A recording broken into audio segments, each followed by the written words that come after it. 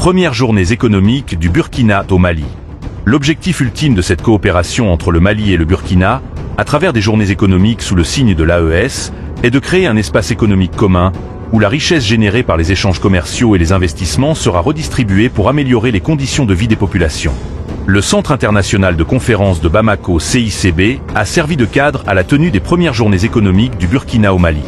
Placée sous le signe de la Confédération des États du Sahel AES, cette rencontre vise à jeter les bases d'une intégration économique renforcée entre les deux nations et plus largement, entre les membres de l'AES.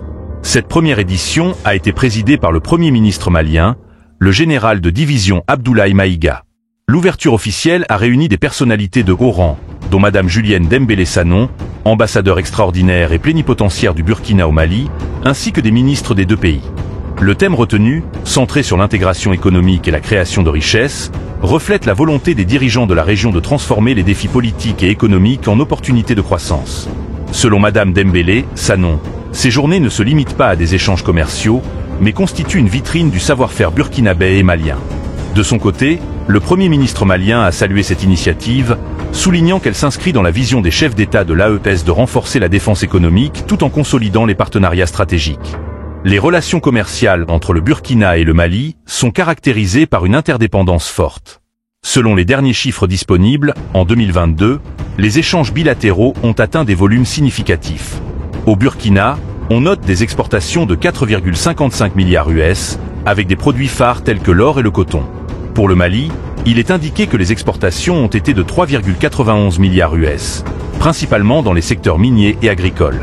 Cependant, le retrait conjoint des deux pays de la communauté économique des États de l'Afrique de l'Ouest CEDEAO qui sera effective, en janvier 2025, pourrait entraîner des restrictions sur la libre circulation des biens et des personnes.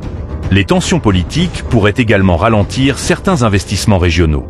Néanmoins, la Banque d'investissement et de développement de la CEDEAO BIDC continue d'entretenir des relations financières avec ces nations sahéliennes. En dépit de ces défis, les perspectives économiques restent prometteuses. Selon des projections pour 2025, le Burkina pourrait devenir la quatrième économie de la zone CFA avec un PIB de 21,9 milliards US dollars, surpassant légèrement le Mali, estimé à 21,6 milliards US dollars. Les journées économiques, qui se poursuivront jusqu'au 4 décembre, proposent un programme varié. Il est prévu des expositions commerciales pour mettre en avant des entreprises burkinabées et maliennes dans des secteurs clés tels que l'agriculture, l'industrie et les nouvelles technologies. Il y aura également des rencontres B2B créant des opportunités d'investissement et de partenariats transfrontaliers. À ces activités s'ajoutent des initiatives culturelles visant à promouvoir un dialogue interculturel pour renforcer l'identité régionale commune. Selon les organisateurs, cet événement s'inscrit dans une logique de défense économique collective. La consolidation des liens entre le Mali et le Burkina est vue comme un tremplin pour l'intégration régionale et la résilience face aux défis économiques mondiaux. Perspective pour l'avenir. Les dirigeants des deux pays espèrent que cette initiative sera le point de départ d'un modèle économique collaboratif pour l'AES.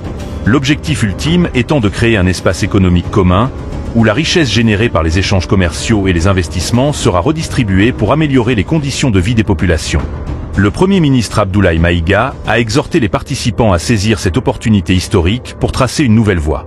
Ce n'est qu'ensemble que nous pourrons transformer notre région en une zone de prospérité partagée, a-t-il affirmé, appelant à des engagements concrets pour pérenniser cette coopération naissante.